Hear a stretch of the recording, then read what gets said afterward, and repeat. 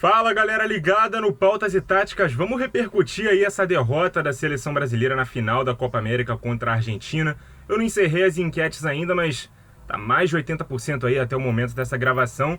Dá preferência para que eu fizesse 2 vídeos separados, né? Um sobre a final da Copa América, o outro sobre a final da Euro. Então vamos destrinchar e ver o que a gente pode tirar de conclusão dessa derrota e também vislumbrando um pouco o futuro da seleção brasileira no caminho para a Copa de 2022 no Catar. Primeiro, não é porque perdeu que tá tudo uma porcaria, o jogo foi muito brigado, festival de faltas, cartões, arbitragem equivocada e uma péssima jornada do Tite. E essa é uma crítica necessária, a gente tem que fazer. Muitas decisões erradas, principalmente nas substituições. O Paquetá, que começou como titular, ele foi usado em 3 posicionamentos diferentes. Ele começou jogando em dupla, com o Neymar na frente, Richarlison na esquerda, Cebolinha novamente improvisado na ponta direita, ele que joga melhor pela esquerda. Então ele fez essa troca, né, no segundo posicionamento, sem trocar as peças. Pôs o Paquetá do lado direito, o Cebolinha foi para esquerda e o Richarlison saiu da ponta para fazer aquela companhia ao Neymar. O Fred já tinha tomado o cartão amarelo ainda no primeiro tempo, né? O jogo já estava 1-0 para a Argentina, gol do Di Maria. Muita gente dá conta de que o Renan Lodge errou no gol, né? O próprio Di Maria, ele dá uma entrevista depois do jogo falando que sabia que o Renan Lodge cochilaria, entre aspas, na marcação, porque a recomposição dele é um tanto quanto lenta, ele não corre tanto assim para trás, é um jogador mais ofensivo que deixa muitos espaços nas costas dele. Então ele aproveitou nesse deslocamento, recebeu um longo lançamento, dominou e tocou por cima do goleiro Ederson, fez o gol do jogo, 1-0 ainda no primeiro tempo. Naquela altura o Fred já havia tomado o cartão e no intervalo o Tite saca o Fred, põe o Paquetá na posição do Fred, terceiro posicionamento do Paquetá, jogando como segundo volante, e entra no lugar dele o Firmino. Não achei uma boa aposta, uma boa substituição, não pelo Firmino, mas por ele ter insistido no Paquetá, agora num posicionamento mais recuado, e o Firmino ele praticamente faz a mesma função do Paquetá, sendo que não está jogando bem nessa Copa América, não está jogando bem na seleção brasileira, é um dos ameaçados aí. Se continuar mantendo esse nível, ele já vinha de uma temporada oscilante lá no Liverpool, então não está fazendo muito para se manter na seleção, chegou até a perder a vaga para o próprio Paquetá no time titular, ele que brigava pela titularidade com o Gabigol, que é outro também que não teve muita sequência nessa Copa América. Como dissemos, né, o próprio Cebolinha e o próprio Richarlison também jogaram em posicionamentos diferentes, e eu achei que o Tite também foi mal naquela substituição que ele faz no segundo tempo, sacando o Renan Lodge e colocando o Emerson. Emerson, que é lateral direito, entrando na lateral esquerda. Não sei qual foi a intenção do Tite com isso, se ele quis segurar o Emerson de terceiro zagueiro, porque o Messi é um ponta canhoto. Na verdade, ele nem estava jogando de ponta, né? Estava jogando um pouco mais à frente.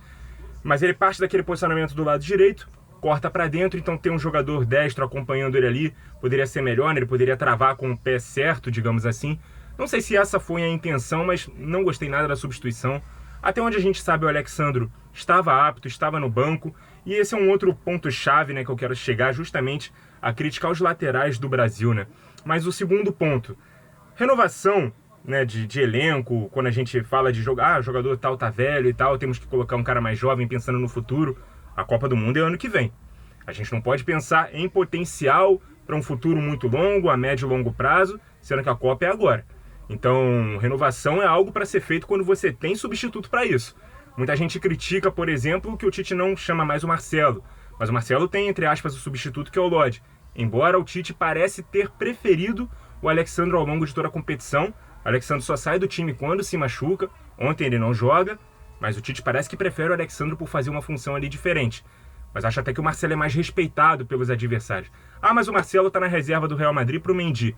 O Renan Lodge está na reserva do Atlético de Madrid para o Ferreira Carrasco, que nem é lateral, é ponta.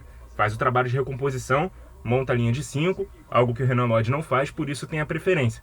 O Marcelo como ala, acho que seria uma arma muito importante para a seleção. A gente falou aqui em outros vídeos sobre a possibilidade da seleção brasileira jogar com 3 zagueiros. Acho que seria muito benéfico para jogadores como o Marcelo na esquerda, para jogadores como o Daniel Alves na direita. É outro também que a seleção brasileira não pode abrir mão. O Danilo fez uma boa Copa América, mas jogando como um lateral base, um lateral que segura mais uma linha de 3 zagueiros. Algo que eu também não gosto muito com um lateral direito, sendo que nós não temos zagueiro canhoto. Quem não viu o recuo ridículo que o Thiago Silva deu ontem, quando ele estava jogando aberto pela esquerda, outro posicionamento que eu acho equivocado. Thiago Silva, quando joga no Chelsea com 3 zagueiros, ele é o homem central, o homem mais recuado, o último homem, né, quase que o líbero do time. Na seleção ele joga na esquerda e o Marquinhos joga centralizado.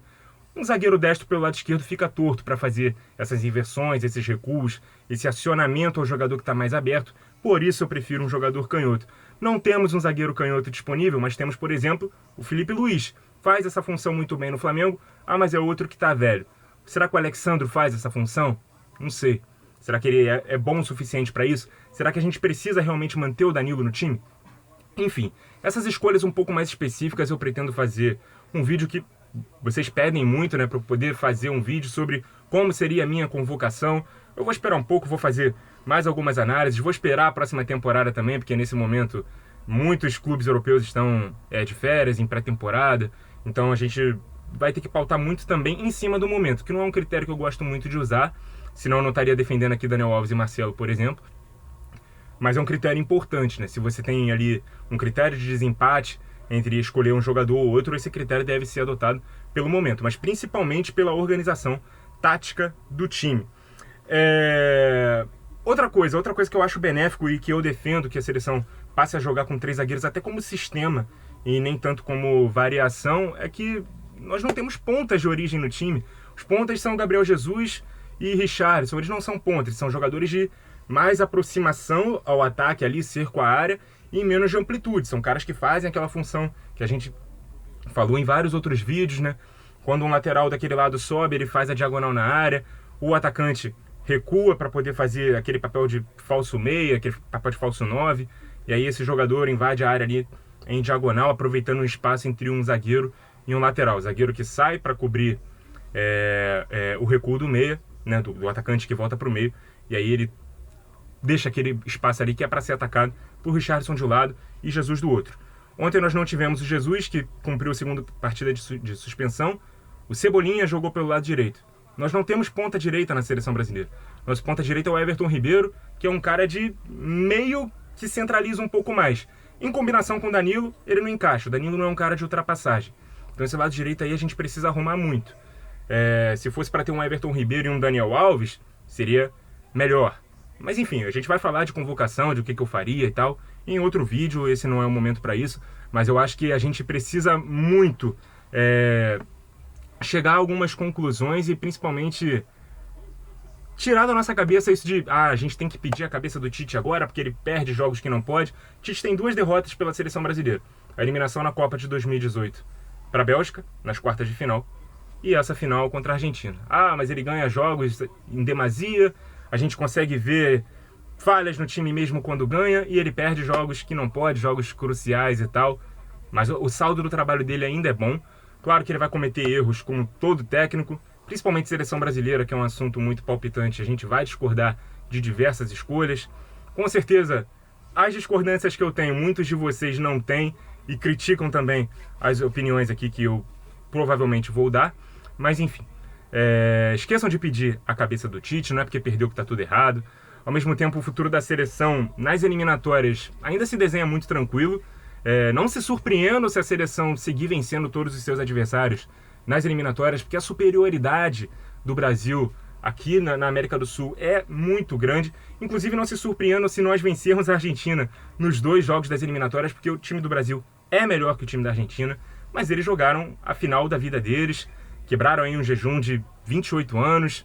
Messi conquistou seu primeiro título com a geração, inclusive que grande Copa América do Messi, né? Campeão, artilheiro, melhor jogador, tudo com muito mérito, líder de assistências também, caminha para ganhar ali sua 7ª bola de ouro agora ao fim da temporada. Finalmente tira esse jejum e numa Copa América que era para ter sido na Argentina, veio para o Brasil, eles pegam o Brasil na final e vencem, então parabéns aí ao time argentino, mas a gente como brasileiro, claro, fica triste. Mas o que não pode é que mesmo com essa superioridade toda do Brasil no cenário sul-americano, a gente chegar numa Copa do Mundo solidificando um grupo com jogadores que não estão à altura de uma titularidade de seleção. Eu fiz aqui algumas críticas a Danilo, Alexandro, Paquetá serem titulares da seleção brasileira, jogadores que a gente não acompanha tanto assim em seus clubes, ou quem acompanha pode até defender, mas em comparação a outros nomes que a gente abre mão, né?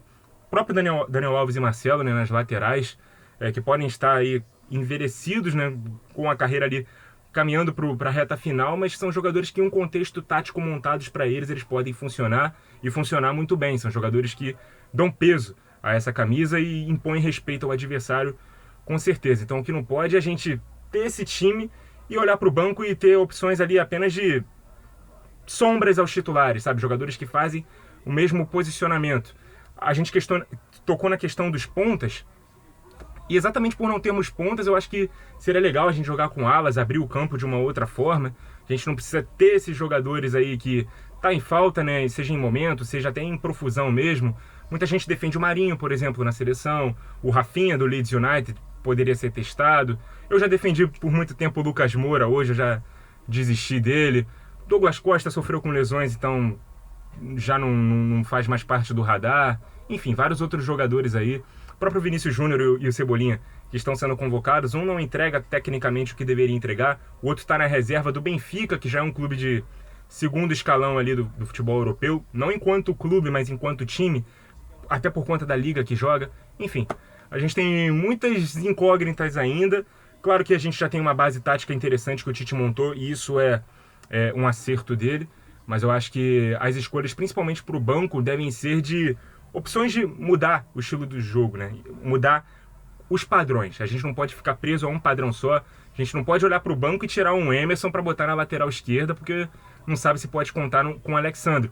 Nesse momento eu lembrei muito do Dunga em 2010, olhando para o Jorginho, perguntando o que fazer, e o Jorginho abrindo os braços assim, porque eu olhava para o lado e não sabia, né? Uma deficiência que ele colocou naquela convocação. Tenho medo que isso aconteça na próxima Copa do Mundo, agora com o Tite também, ou com qualquer outro técnico, né? Enfim, a gente tem que solidificar um grupo, mas por convicções de que nós temos ali variações para jogar em qualquer sistema tático, em qualquer situação de jogo, e não apenas ficarmos presos a uma ideia só e termos no banco ali jogadores não tão capacitados para jogos difíceis como esses. Então prometo que eu vou fazer um vídeo mais tarde, não hoje, né? Com o tempo, sobre sugestões de convocações, sugestões de estilo de jogo, como o que deve ser mudado no time da seleção, no time do Tite, e que jogadores deveriam, que eu gostaria que fossem convocados, né? Mudando uma coisa ali e outra ali no padrão que já existe, mas também sugerindo mudanças, né? Mudanças no banco de reservas, principalmente, para termos opções, né? E de variedade de jogo diferente. Então é isso, repercussão aí dessa final da Copa América, parabéns à Argentina. O Brasil não é uma porcaria porque perdeu, mas tem muitas coisas aí a serem mudadas e repensadas dentro da seleção brasileira, isso com certeza. Ainda hoje vou gravar o vídeo sobre a final da Euro, também as conclusões que a gente pode tirar. Vamos tentar montar uma seleção da Euro ali também no vídeo. Enfim, fiquem ligados aí no Pautas e Táticas. Muito obrigado por terem acompanhado o vídeo até aqui e até a próxima.